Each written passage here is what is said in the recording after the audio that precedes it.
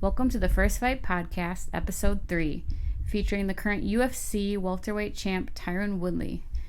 Now, Tyron was actually one of my original guests on the show when it was just the First Fight Project.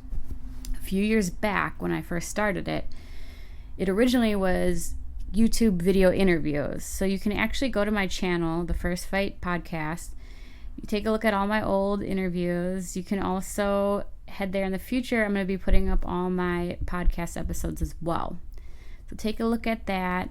If you're listening to me on iTunes, please subscribe, leave a review, help me out. I'm trying to get this out there and get everyone listening to it because I think it's a pretty fun project and I hope you guys all enjoy it so far. So on to the interview. Here's the champ, Tyron, talking about his first time fighting.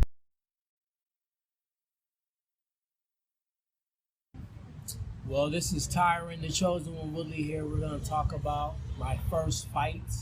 My first fight happened December 15th, 2005. The reason why I took the fight is I was wrestling coaching at University of Missouri. I wrapped up my career there. I'm still competing in wrestling with the guys every day, so I was in really good shape. And I watched the Ultimate Fighter show. I seen guys like Rashad Evans who were, wrestled at Michigan State. So I knew him in that light. I saw some of my coaches from college that were on the Ultimate Fighter show. And I'm like, man, I can do this. With my explosive style of wrestling, I felt like it would translate very well in MMA. So every day at the weight room, I would punch the bag for a minute as hard as I can with some god-awful technique. At the time, I thought it was probably A1. And then I would go for a minute, then it was a minute and a half. Then I got to the point where I could punch it back as hard and fast as I can for 3 minutes straight. And then me and the coach thought a bright idea. So, you know what? Tyron, you should fight. I was like, you know what? I am going to take a fight.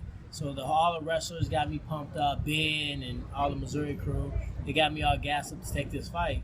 So I went down to the guy's office. I'm like, hey, man, I want to fight on this card. It was coming up in like 2 weeks. No training, no MMA.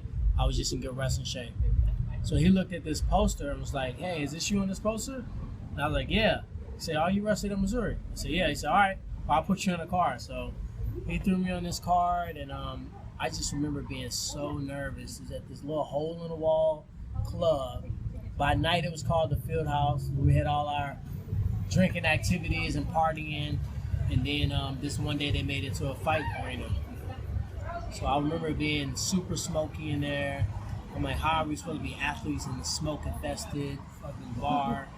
And we were at the top, so all the smoke was traveling to the top. So I was nervous. My stomach was bubbling. I had just bought these really, you remember those super thin Century gloves that are like should be illegal?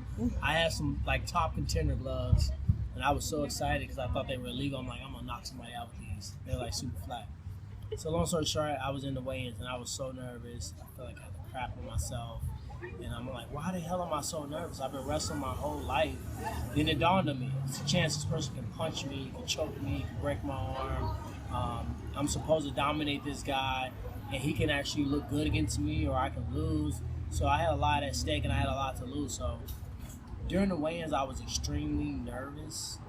But on fight day, I really felt kind of creepy. Like I felt like I could kill somebody with my bare hands. I felt like I was like enraged and I was like ready to fight. My mom was like, why are you doing this? What's going on? You're a college coach. Is there something you want to talk to me about? Everybody thought I was having like some identity crisis. But, I just wanted to check it out. I was like, what? I want to just see if I can do it. I went out there. I remember looking across the cage. My eyes was all freaking looking demonic. The guy came up, we touched gloves. And I swung at him so hard. Like his hair almost peeled off his scalp just from the air. So I swung at him, missed. He tried to take me down. I'm like, dumbass. I'm a NCAA Big 12 champion, 2-time All-American. So I had just learned this choke. It's called a five-finger guillotine. I just learned that the day before, just randomly in a practice. So I locked him up in this guillotine. I choked him out, and they stopped the fight, and I was so pumped up. I still have pictures of it. And I don't remember. He was trying to shake my hand. I was like nudging him off. I don't remember what the referee said. I don't remember people calling my name. I was just in this complete tunnel vision zone. It was like 20 seconds. It was like... In the first round. 20 seconds. I was really wanting to see what it felt like. And I was like, man, shit, I didn't even get to see what it felt like. Then I did a couple extra fights, and I had like 6 or 7 fights that were like 20, 30, 40, 50 seconds, and then before I knew it, I was in a career in mixed martial arts. Now, I asked Ben the same question. After you had competed in MMA the first time, were you sold on it right away, or did it take you time to really discover that you wanted a career in it? I wasn't really sold on it yet, because I originally started mixed martial arts just to see if I wanted to do it, just to see if I would be good at it. And then I figured out pretty quickly that I had some legitimate power. I threatened a lot of people with wrestling, so I knew they had to think about that. So to take away their striking, if they had some good striking, I wasn't really sold. I was still wrestling. I was like 6th or 7th on the Olympic ladder. I just beat a former Olympian and world team member, and I was still considering that as well. So I was kind of juggling both. So I wasn't 100% sold just yet. And do you feel like competing in MMA changed you as a person versus any other competition that you had been in up to that point?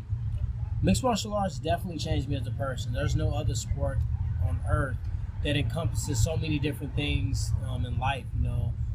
In baseball, you can't really draw from the same type of emotion that you can draw from MMA. Like when you're training, when you're running, when you're doing things that you ask yourself, why am I doing this, or is this overkill? I think you can just draw from certain adversities in life, certain actual things that you've gone through, and no other sport really allows you to do that. So that's why I like the concept of MMA. It really makes it it's a test every training camp. It's a test every fight, and each lesson is different, and I think it helps you fight these lessons through fighting that later in life you're going to need those same tools.